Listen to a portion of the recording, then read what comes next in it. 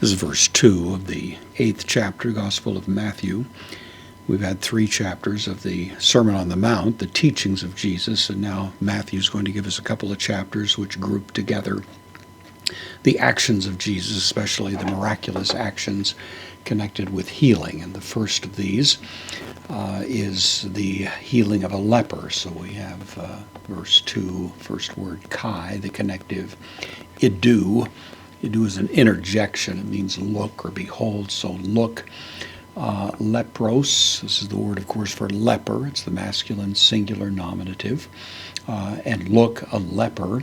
Somewhat surprising, we have pros eilthon. This is a participle, aorist active participle, masculine singular nominative, referring to the leper, who's the subject of the sentence.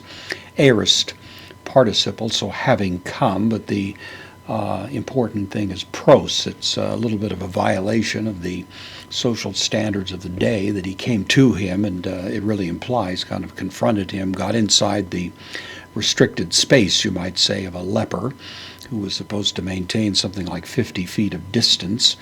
But he boldly comes, so behold a leper, pros eilthon, coming right up to him, and then prosekune, from proskuneo.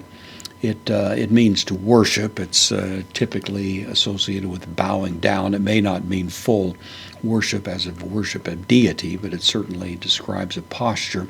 Interestingly, the root of the word, this kun here, is from the word for a dog, and it actually suggests the behavior of a dog toward its master, of licking its hand and kind of having this worshipful attitude, as you might see in a pet. And so this is the notion. So pros eilthon, coming to him, proskuneo, 2 pros words, both of which emphasize somewhat the energy of this leper as he comes to Jesus, bowing before him. Proskuneo takes the dative, so we have bowing before him, worshiping him. Legon, the present participle from lego, I say, so he comes saying. And then, quote, Kyrie, the vocative of Kyrios, Lord. Ian, the word for if that takes the subjunctive. So here we have the subjunctive of thelo, I wish or I want. This is the second person singular, present active subjunctive. So if you want would be the idea, if you wish or if you're willing, sometimes rendered dunasai.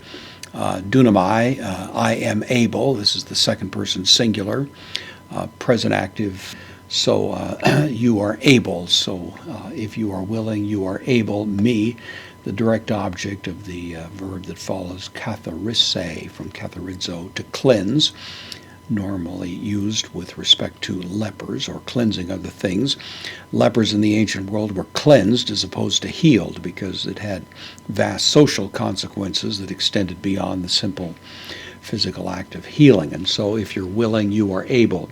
The leper, of course, maybe had not seen this before, but believes from what he has observed of Jesus that ability is there as well. And so he boldly comes, prostrates himself, and pleads for this mercy from Jesus.